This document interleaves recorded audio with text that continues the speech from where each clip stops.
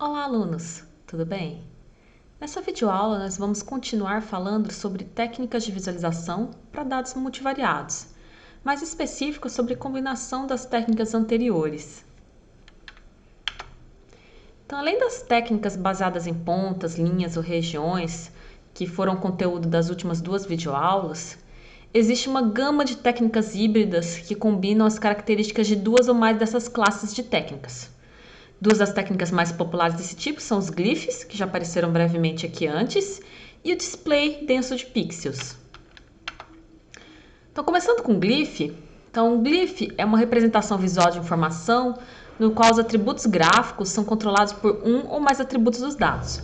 Então, geralmente, cada glyph vai representar uma instância. E aí, existem alguns atributos gráficos do glyph, que nem, por exemplo, esse aqui, que é o glyph de star, que tem, no caso, 8 arestas aqui, e aí que consegue representar no máximo 8 atributos dos dados aqui. Significa que os dados não podem ter mais de 8 atributos? Não. Significa que você vai ter que escolher 8 dentre os atributos dele para formar o glyph. Então a gente tem glyphs baseados, por exemplo, em gráficos de barras ou de linha. Glyphs, que nem esse aqui, que já apareceram antes, que é baseados em estrelas.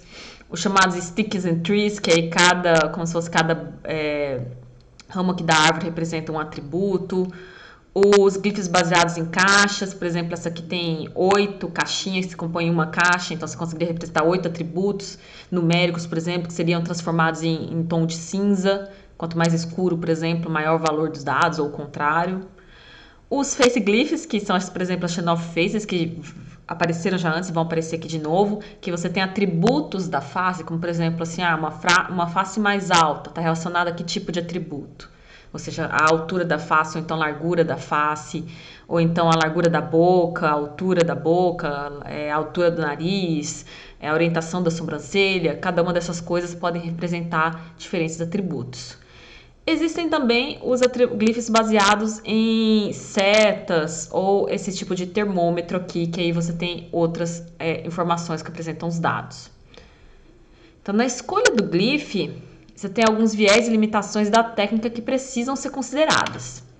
Existe um viés perceptual imposto dependendo do atributo gráfico usado. Por exemplo, uma linha pode ser melhor que orientação, ou seja, geralmente o ser humano ele tem uma capacidade melhor de inspecionar o tamanho de uma linha do que ficar olhando a orientação de uma linha para denotar um atributo. Então tem que levar isso em consideração. Glyphs adjacentes também serão mais facilmente comparados do que os afastados, então a gente tem que levar em conta o posicionamento desses glyphs. Supondo que cada glyph então está relacionado a uma instância, como que a gente vai posicionar eles ao longo do meu display? Então, o número de atributos também que podem ser representados simultaneamente é limitado. Por exemplo, stars ali, ele consegue, por exemplo, naquele glyph que foi mostrado, apenas 8 atributos de uma vez. E às vezes essas instâncias têm mais de 8 atributos. Então, existe uma limitação quanto ao número de atributos simultâneos que podem ser mostrados, dependendo do glyph que você escolheu. E uma vez escolhido o glyph, existem diferentes possibilidades de mapear as dimensões. Qual ordem, por exemplo, escolher o mapeamento? Que nem no star. Eu consigo representar 8 atributos. Mas qual que vai ser a ordem dos atributos? Porque os atributos que ficam mais próximos também são mais fáceis de ser comparados. Então, escolha também das possibilidades de como mapear essas dimensões para os atributos gráficos do glyph também é muito importante. E outra coisa que você tem que se levar em consideração é o posicionamento. Existem 3 diferentes estratégias de posicionamento desses glyphs. Uma que já apareceu aqui antes, inclusive nessa mesma imagem, que é o posicionamento uniforme. Então, os glyphs são escalados e posicionados com espaçamento igual entre eles, para ocupar a tela inteira. Isso vai evitar sobreposições. Nesse caso aqui é uma visualização que já apareceu antes, que foi intitulada de A Face do Crime nos Estados Unidos, onde você tem aí várias faces, uma representando cada estado dos Estados Unidos. Tem uma face mais que representa os Estados Unidos como os valores medianos ali dos Estados Unidos. E você tem atributos dessa face que vão representar, por exemplo, a altura da face, está relacionada à quantidade de assassinatos, murder, que tem naquele estado. Por exemplo, o District of Columbia tem uma alta taxa de homicídios. E aí você tem outros atributos também. E o mais interessante aqui é perceber o quê? Que os estados foram espaçados de forma uniforme e aí a ordem entre eles foi escolhida alfabética. Então, uma opção é o espaçamento uniforme, mas aí, de novo, vai ser mais fácil comparar glifos que estão próximos um do outro. Outra estratégia de layout e posicionamento é dirigida aos dados. E aí você pode, por exemplo, usar uma projeção multidimensional para projetar essas instâncias. Então, os valores de dados são empregados para determinar a posição dos glifos, podem ser posicionados usando scatterplot ou projeção multidimensional. Então, ao invés de usar um círculozinho, uma bolinha para representar as instâncias na projeção multidimensional, por exemplo, você usa um glif, já que representa uma instância mesmo. Então, aqui a gente tem usando scatterplot, então usando dois atributos dos dados, e aqui usando PCA, por exemplo, de um conjunto de dados qualquer. Então, isso aqui é o que a gente chama de posicionamento dirigido aos dados. Você vai deixar que a similaridade entre as diversas instâncias defina o posicionamento, por exemplo, delas quando você está usando uma projeção multidimensional. E, por fim, dirigir a estrutura. Pode ser que os seus dados tenham uma estrutura hierárquica por trás ou uma estrutura cíclica. E aí você usa essa estrutura inerente a ele para posicionar os glifos. Então, se existir alguma estrutura implícita, como cíclica ou hierárquica, essa pode ser usada para posicionar os glifos. Por exemplo, aqui a gente tem uma hierarquia cíclica, ou seja, um evento que é contínuo ao longo do tempo. E aqui a gente tem uma estrutura hierárquica, ou seja, existe uma relação entre pais e filhos aqui, de 5 níveis aqui, como se fosse uma árvore de glifos. Vai depender então do seu tipo de dados. Se seu tipo de dados tiver uma estrutura cíclica ou hierárquica, aí você pode posicionar os glifos assim. Outra categoria de técnicas para dados multidimensionais que combinam as diversas técnicas é o display denso de pixels. A principal razão pela qual o display denso de pixels, que são técnicas orientadas a pixel, surgiram, na época que elas surgiram, foi para mapear uma grande quantidade de dados. Essas técnicas tentam aproveitar ao máximo a dimensão da tela, de forma a conseguir representar muita informação em pouco espaço. Então, os display denso de pixels, que são técnicas orientadas a pixel, vão mapear cada valor para pixels individuais, que é uma unidade bem pequena, e criam um polígono preenchido para representar cada dimensão dos dados. Pode ser também cada instância, tá? Vai depender da escolha, no caso do usuário. Vantagem, faz o uso completo do espaço de tela e cada valor de dado define a cor do pixel. Então, você escolhe uma tabela de cor, de acordo com o valor, vai dar uma certa cor. Você faz uma interpolação linear na tabela de cor para descobrir qual é a cor associada a cada valor. A principal vantagem é fazer o uso completo do espaço de telas, então essas técnicas são mais apropriadas para mostrar dados massivos. Se você quer representar cada valor desse dado massivo individualmente. Na forma mais simples, cada dimensão irá gerar uma imagem no display e os elementos precisam ser desenhados de forma que elementos próximos fiquem próximos. Pode-se criar uma imagem fazendo uma travessia da esquerda para a direita ou da direita para a esquerda. E pode-se usar uma travessia em espiral também. Então, alguns exemplos de travessias são essas aqui.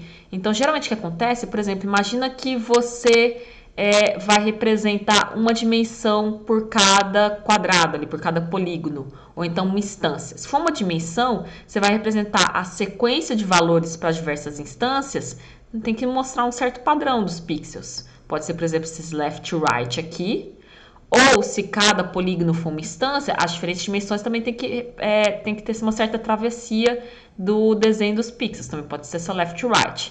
Existem outras essa Piano Hilbert, a Morton, a Top Down, que também podem ser usadas. Essa Piano Hilbert e a Morton